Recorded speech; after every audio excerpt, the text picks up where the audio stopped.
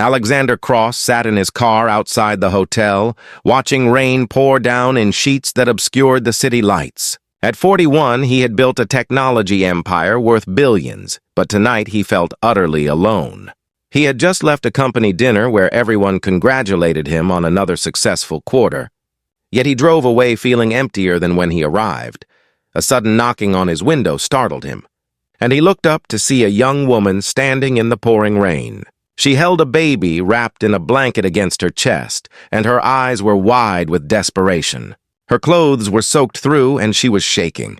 Alexander immediately rolled down his window and asked if she needed help. The woman's voice shook as she asked if she could please hide in his car for just a few minutes. Someone was following her, and she had nowhere else to go.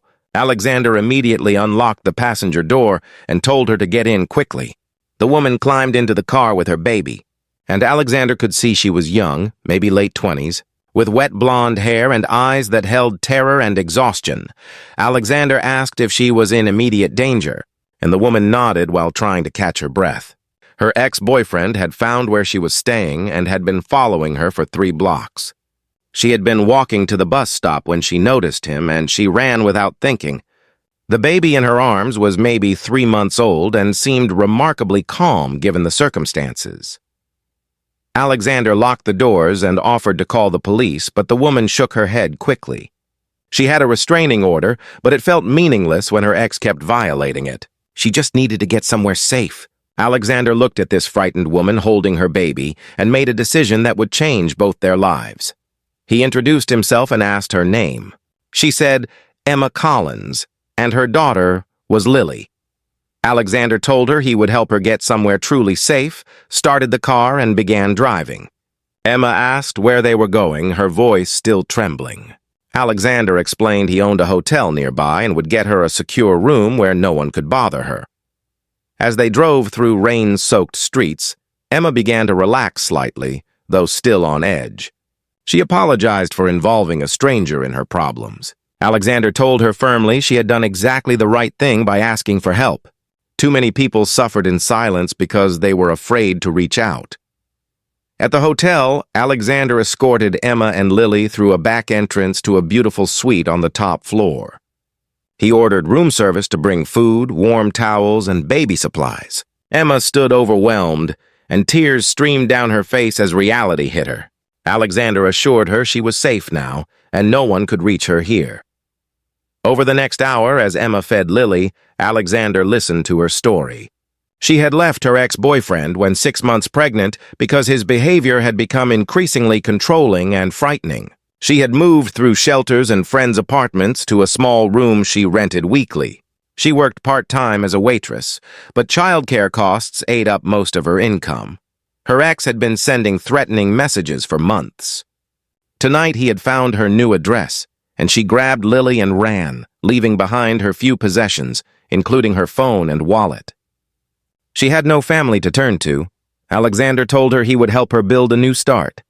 Emma protested she could not accept charity from a stranger, but Alexander explained his company had a foundation helping women and children in crisis. He could arrange temporary housing, legal support, and job placement services. Emma asked why he would do this for someone he just met.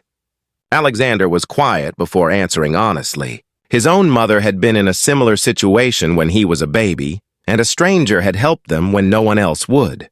That act of kindness changed their lives, and Alexander had spent years looking for ways to pay it forward.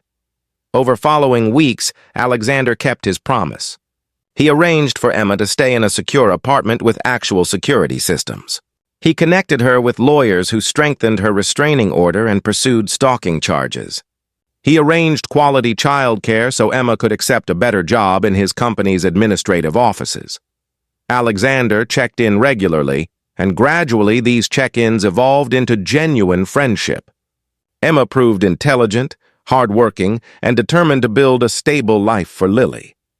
Alexander found himself looking forward to their conversations, which felt more authentic than any interaction in his usual social circles. 3 months after that rainy night, Emma's ex-boyfriend was arrested and sentenced to jail time. Emma finally felt safe enough to breathe. Alexander realized something that had been building for months. He had fallen in love with this strong, resilient woman who had survived so much. 6 months after they met, Alexander took Emma and Lily to dinner. Over dessert, he told Emma that spending time with her and Lily had become the best part of his days. He had been alone so long he had forgotten what it felt like to care about someone beyond business. He asked if she might consider letting him be part of her life permanently. Emma admitted she had developed feelings for him as well, but had been afraid because she worried about the power imbalance. Alexander understood and suggested they take things slowly, building on their friendship. He wanted Emma to feel secure and equal, never beholden to him. Over the next year, their relationship deepened naturally. Alexander was patient about Emma's trauma, never pushing her to move faster than comfortable. He fell in love with Lily, too, learning diapers and bottles with dedication. Emma continued building her career and independence, knowing Alexander supported her growth rather than trying to control it.